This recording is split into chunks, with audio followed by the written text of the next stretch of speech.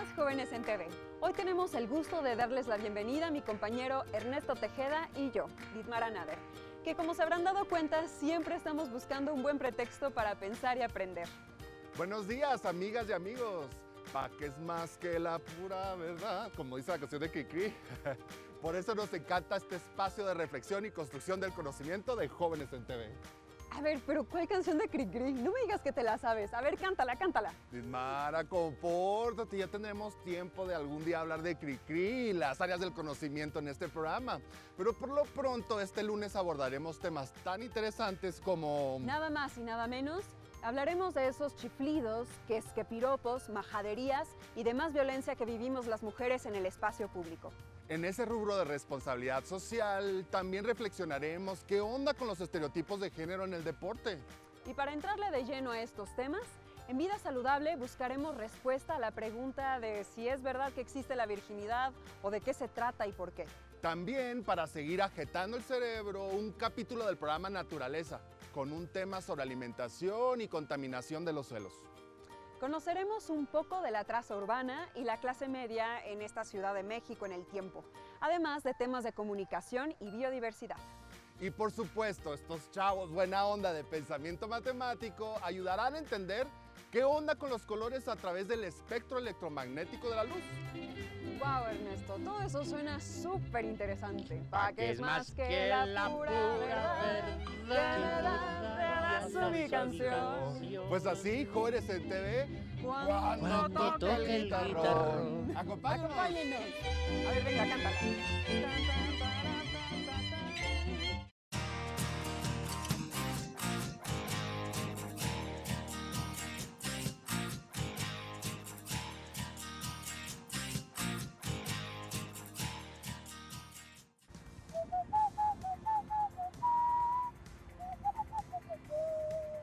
¿A esto se referirán con ver la vida color de rosa? No creo, porque si no, pues entonces esto sería ver la vida con perspectiva azul. Pero pues como sea, aquí está todo dar, estar sentados con estos lentes alrededor de la fuente, ¿no? Ay, pero apenas te quitas los lentes y todo vuelve a tener el color habitual. Bueno, habitual para los humanos, porque si fuéramos una oveja o un perro o un gato, pues tal vez las cosas no las veríamos del color que las vemos, ¿no? Eso es cierto. El otro día vi unas fotos de unas flores tomadas con un filtro ultravioleta y se veían muy diferentes. Se supone que así verían las flores los insectos polinizadores como las abejas. Ellos son muy sensibles a percibir el amarillo verde, el azul y el ultravioleta. Elemental, Ditmara. Ellos ven en otras longitudes de onda. Mientras nosotros vemos en el espectro visible, las abejas pueden ver en el ultravioleta. Incluso hay animales como las serpientes que captan la temperatura del cuerpo. O sea, ven en el infrarrojo. Van así para atrapar a la presa. O sea que de todo el espectro que existe, los humanos solo podemos ver un pedacito que le llaman luz visible o espectro visible. ¡Ey! El espectro va desde las frecuencias de radio hasta los rayos gamma. Pasando por las microondas, el infrarrojo, el visible, el ultravioleta, y los rayos X. Y cuando nosotros nos ponemos estos lentes, lo que hacemos es filtrar solamente unos colores. Ah, por eso todo es color de rosa. ¿Sabes qué? ¿Qué? Yo creo que es momento de ir con una persona para que nos cuente más sobre el espectro electromagnético y de cómo vemos los colores. Vamos. Hola, ¿qué tal? Bienvenidos a Jóvenes en TV. Estamos con la maestra en Ciencias Carolina Keiman del Instituto de Astronomía de la Universidad Nacional Autónoma de México. Carolina, ¿cómo estás? Hola, muy bien. ¿Y tú? Bien, bien. Gracias por tu tiempo y esta entrevista. Mi primer pregunta, ¿qué es el color, Carolina? Pues mira, básicamente la respuesta corta es una sensación. Al igual que cuando sentimos el calor, el frío, el color es una sensación que percibimos a través del ojo. En el ojo tenemos un par de células que son llamadas conos y luego otras que se llaman bastones. En particular los conos son células fotorreceptoras que reciben los colores, son tres: rojo, verde y azul, ¿okay? Y los bastones nos sirven para ver de noche. Entonces, así es claro, la visión no es más que una interpretación que hace nuestro cerebro cuando recibimos una onda electromagnética en esas células la detectan, y entonces el cerebro la interpreta y ya vemos los colores. Ah, qué interesante lo que comentas. Nosotros percibimos los colores de acuerdo a cómo la luz choca con los objetos, ¿no? ¿Qué podrías decir que es como el espectro electromagnético de la luz? Bien, el espectro electromagnético es una onda transversal, como cuando, para que se den una idea, cuando tenemos una cuerda de saltar y entre dos personas de un lado a otro la hacen girar. Así es como se mueve una onda transversal, ¿no? Como de arriba a abajo. Y no es más que la producción, las vibraciones que generan justamente las partículas cargadas a la hora de acelerarse, de moverse. Entonces, eso es una onda electromagnética. Y lo interesante que tienen las ondas electromagnéticas, a diferencia de otras ondas, es que no necesitan un medio para propagarse. Y como todas las ondas, tú puedes, aquí está el meollo del asunto y el meollo de la luz visible que percibimos nosotros. Como las ondas tienen una cresta y un valle, ¿ok? La distancia que hay entre la cresta y el valle se le llama longitud de onda. La onda electromagnética lo que tiene es que a todo su largo esa longitud va variando y hace lo que es el espectro electromagnético. Y ahí es donde entra lo que seguramente todos hemos escuchado, las ondas de radio que nos permiten escuchar la radio, la televisión, las microondas que nos permiten calentar alimentos y tener wifi. Después tenemos el infrarrojo, que todos sabemos que nos hace daño a la piel. Después tenemos el visible, bueno, el infrarrojo también nosotros emitimos, ¿no? Ponemos unos lentes especiales y vemos como en la noche, en la oscuridad. Luego tenemos el visible, que es ahí el tema del día de hoy, es justamente ese cachito de longitud de onda que nuestros ojos detectan, ¿ok? El resto no lo detectamos, lo exacto, solamente son detectados por nuestros ojos, no vemos por los brazos, no vemos por la nariz, vemos solamente por los ojos. Después tenemos también el ultravioleta, los rayos X, que pues, seguramente alguno que se haya quebrado un brazo tuvo en alguna manera y ha visto su hueso, ¿no? Y por último los rayos gamma, que son los más energéticos. Entonces, eso es el espectro electromagnético. Y nuestros ojos solamente ven un cachito de ese espectro. Padrísimo, Carolina. Y entonces, ¿qué recursos matemáticos necesitaríamos entender o utilizar para clasificar, entender, ¿no?, los colores? Ya, aquí es algo muy bonito de la física. De hecho, es todo un área que se llama colorimetría. Y básicamente lo que hace la colorimetría estudia cómo es que se genera el color. Resulta, seguramente más de uno hemos ido a un mercado sobre ruedas y decimos, compramos una prenda y a la hora de comprarla nos encanta el color y cuando ya llegamos afuera, ¿no? Salimos del mercado y llegamos a la esquina nos damos cuenta que el color es completamente distinto. ¿Por qué ocurre esto? Porque el color no se origina solamente por lo que nosotros detectamos, nuestros ojos solo lo detectan, ¿ok? Pero necesitamos los objetos al recibir la onda electromagnética se comportan de ciertas maneras, ¿ok? Y dependiendo con qué luz lo iluminemos, por ejemplo, si lo iluminamos con una luz roja, se va a ver de una forma porque el objeto interactúa, sus átomos interactúan de una u de otra manera. Entonces, con eso se utilizan, digamos que se le llama distribuciones distribuciones energéticas, por así decirlo, son distribuciones, entonces se multiplican entre ellas para obtener lo que conocemos como las coordenadas de color. Esas que cuando estamos en la computadora y queremos poner un color son RGB, o los autos o en la industria generan los pantones. Entonces, a partir de esas ecuaciones matemáticas, que son suma de distribuciones, es que tenemos toda esa manera de escribir los colores, por así decirlo. Padrísimo, qué interesante. Pregunta genuina, dudas, y todo el mundo vemos imágenes o vemos videos de la galaxia, la Vía Láctea o del universo, del espacio, ¿no? Hemos visto películas que se dedican a pues, estar ahí en el espacio. ¿Los colores que percibimos o que le asignamos a lo que hay en el universo son los colores reales? ¿Cómo se asignan esos colores? No, en realidad no. De hecho, justamente lo que hace un astrónomo es ver todo ese espectro de longitudes electromagnéticos que comenté para sacar información, porque resulta que tanto todos los elementos químicos y ciertos comportamientos se pueden interpretar por esas longitudes de onda. Entonces, lo que hace el astrónomo en realidad ve simplemente luz monocromática, es decir, podríamos decir de una sola longitud de onda, un solo color, por así decirlo. ¿ok? Entonces lo que ocurre, lo que hacen los astrónomos es colocar filtros, como cuando nos ponemos dos lentes azules y vemos todo azul. Bueno, Sí. eso es colocar un filtro que solamente deja pasar es como un colador, por así decirlo. Solamente deja pasar una longitud de onda y en un sensor, antes placas fotográficas, detecta esa longitud, ¿ok? Solamente la intensidad de la luz es lo que detecta, ¿no? Es como si tuvieran la célula fotorreceptora. Luego pone otro filtro y deja pasar la luz de esa otra longitud de onda y luego esa otra longitud de onda y luego lo que hace es como sumarla y así es como interpretamos. O sea, como las pone como por capas así. Exactamente. Y eso, digo, en el visible son colores más o menos como nosotros vemos, pero todos hemos sido sorprendidos, por ejemplo, cuando nos hablan de una imagen del rayos X y nos muestran una figura iluminada. Los rayos X no las vemos.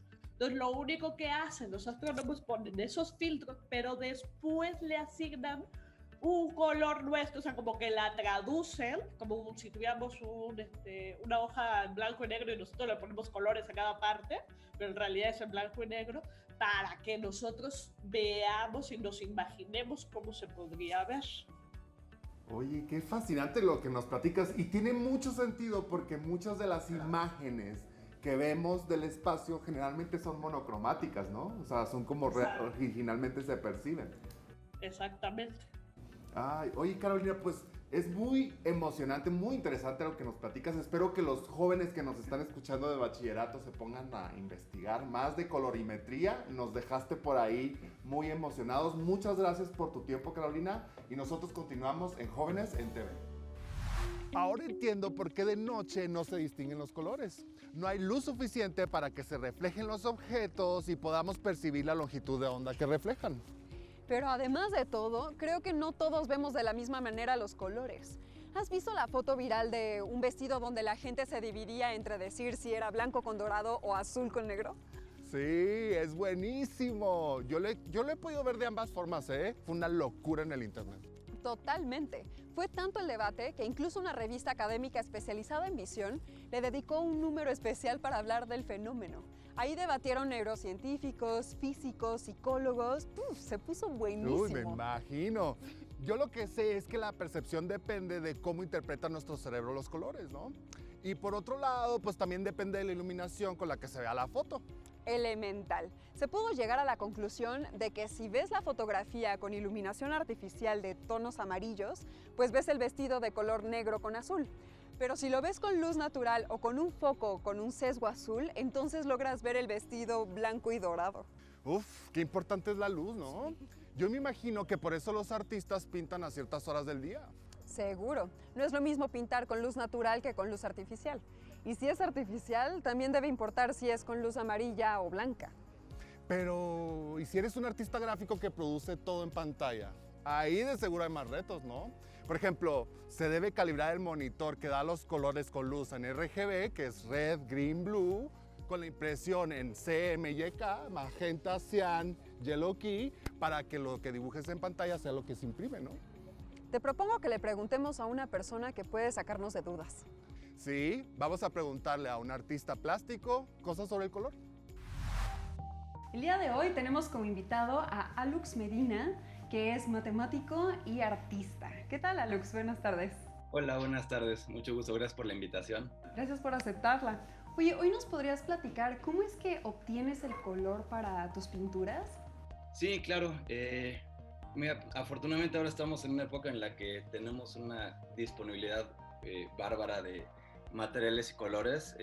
Antes artistas tenían que crear sus propios materiales, ¿no? De acuerdo a los pigmentos y lo que tuvieran a mano, pero afortunadamente pues ahora tenemos acceso a muchos materiales, muchos colores. Entonces en general yo obtengo de colores y materiales ya fabricados, ¿no? Que se encuentran pues en tiendas y demás. Entonces digamos que ahorita hay mucha más facilidad para obtener como los colores que necesitas, pues. Perdón, sí. ¿Puedes platicarnos qué es una paleta de color y cómo es que las vincularías con las matemáticas? Sí, claro. Una paleta de color, se usa en muchísimos medios. Es básicamente una selección de colores. Esto responde a principalmente en el arte a las necesidades estéticas, ¿no? Que pueda tener un artista. Es muy conocido, ¿no? Que los grandes artistas tienen paletas de colores muy características. Es muy fácil de repente reconocer, ¿no? Una obra de un artista, no solo por los trazos, sino por los colores que utiliza. Sí. Creo que cada quien va definiendo esta paleta de acuerdo, pues, a la disponibilidad que tiene, pero sobre todo, como dije, a las necesidades estéticas que va encontrando, ¿no? A la hora de producir una obra. Si bien creo que como dije, hay una gran cantidad, ¿no? de colores, materiales que se puede elegir, cada quien va reduciendo esa paleta de colores, y creo que al final, ya sea por comodidad o también por esa práctica y esa costumbre, uno se va quedando con ciertos colores con los que ya se siente más cómodo, ¿no? Creo que la forma en la que se puede vincular padre con las matemáticas es porque todos estos colores responden pues finalmente es luz, ¿no? Luz que refleja los materiales, y eso es frecuencia de onda, ¿no? Todo eso se traduce a las matemáticas, pero lo que está muy padre es estas paletas de colores y este conjunto de colores, finalmente lo que busca es una armonía, y esa armonía, por más que sí, es estética y es algo que responde a la sensibilidad, ¿no? Tanto del que crea como el que ve, tiene fundamentos matemáticos muy importantes, ¿no? Tal vez no podemos decir que quien crea parte de una base matemática, pero sí es muy fácil como hacer este estudio o este análisis desde la parte científico-matemática de cómo se va armonizando toda esa paleta de colores. Claro.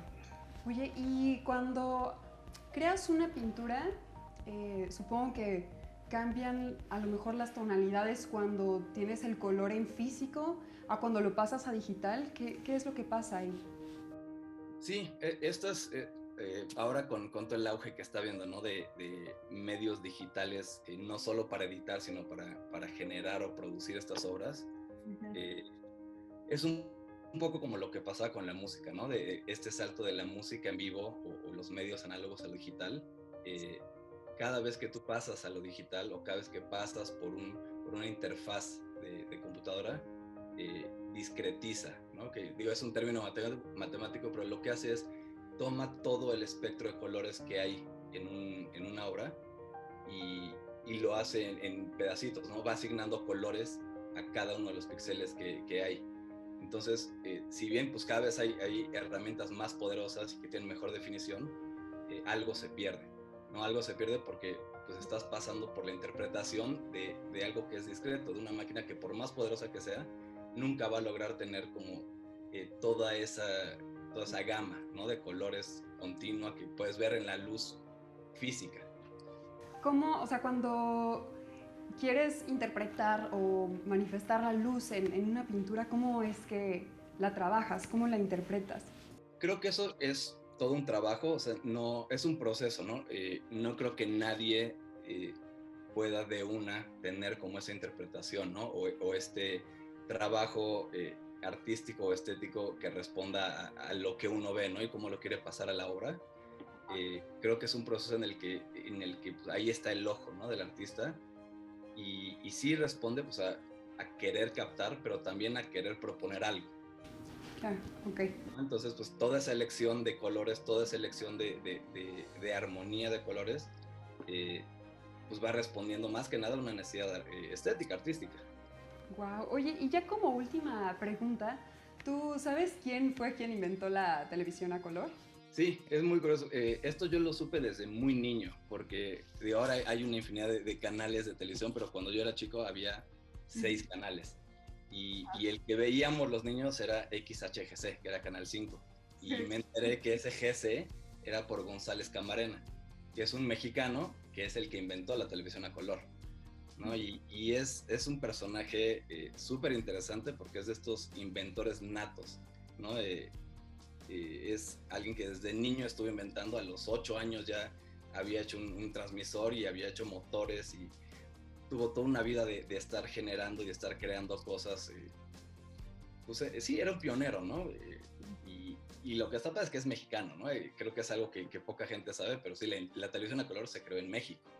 Sí, que es un orgullo increíble. Pues muchísimas gracias por esta entrevista. No, al contrario, gracias a ustedes.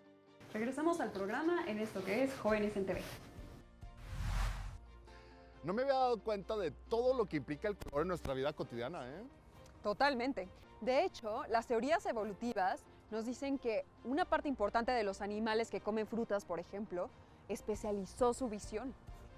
Claro, porque el que veía mejor la fruta madura, pues comía más rico, ¿no?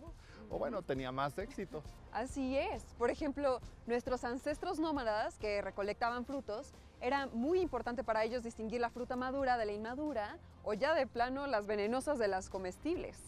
Y especializamos tanto la visión que amamos los colores y con ellas hacemos ciencia y arte. ¿Será que el color esté en la composición de todas las cosas? O sea que los átomos y moléculas pueden tener color.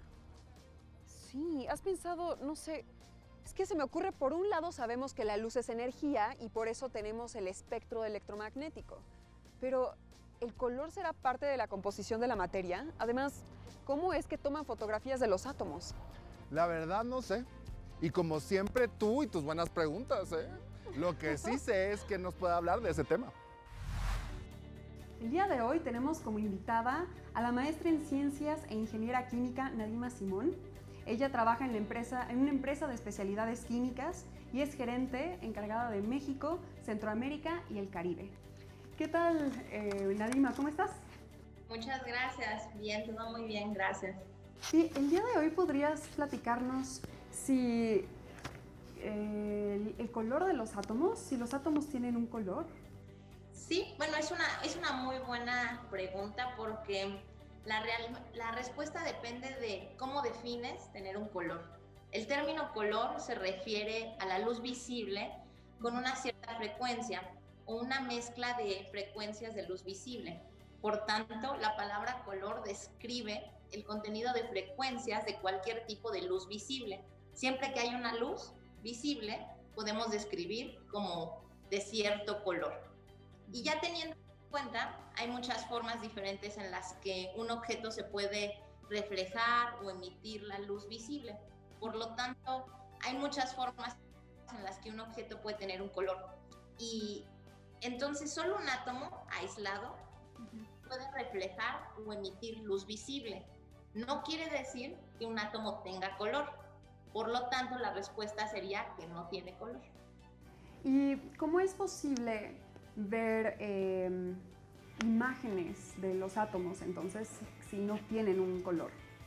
La mayoría de los objetos cotidianos muestran un color debido a tres efectos principalmente: la reflexión, la refracción y la absorción en masa. Todos estos son parte del mismo mecanismo físico, la interacción de un haz de luz externo con muchos átomos al mismo tiempo. Entonces, la naturaleza de los enlaces entre muchos átomos es lo que determina el color. No el tipo de átomos en sí, eso es importante. Si no tienen ningún enlace entre los átomos, es decir, como un gas monoatómico, que es invisible, ahí podemos saber que no hay un color. Depende mucho de lo que son los enlaces. ¿Y aplicarían los mismos principios para las moléculas? Las moléculas, en principio, están formadas por dos o más átomos unidos y por enlaces químicos fuertes. Entonces sucede el mismo principio. La parte de un átomo, una molécula que refleja la luz, son los electrones en el exterior del átomo. Y el color lo podemos ver en dos pasos principalmente. El primer paso serían los electrones, primero que absorben la luz que llega de un átomo a una molécula, y el segundo paso serían los electrones que absorben la luz pero luego lo emiten algo de luz. Entonces aquí las moléculas no parecen reflejar la luz que podemos ver, por lo tanto se diría que son incoloras. Sí. Y la mayoría de las cosas no es que tengan un color, sino están hechas de muchas moléculas y estas moléculas reflejan o emiten la luz de cierto color. Tengo un buen ejemplo para definir la nieve. La nieve puede ser blanca, mientras tanto el hielo es transparente. Y los dos están compuestos de la misma molécula, que es agua, pero depende de cómo están enlazados, de cómo está organizada la molécula. Pues qué maravilla y qué orgullo que haya sido un mexicano precisamente, ¿no? Si hay chicos que están interesados como en la química, ¿qué matemáticas podrías recomendarles como para interesarse más en estos temas? Bueno, la química se basa en matemáticas. Todas las ciencias es la parte viene todo de las matemáticas. Entonces, desde la matemática básica hasta matemáticas ya más avanzadas, van a ayudar a conceptos muy simples como por qué el cielo es azul. De ahí podemos empezar a buscar cosas de explicarnos las cuestiones entre la ciencia básica y entre los conceptos matemáticos. Entre ellos hacen un enlace muy práctico para entender las cuestiones. Pues perfecto, muchísimas gracias por esta linda entrevista. Muchas gracias. Regresamos con el programa.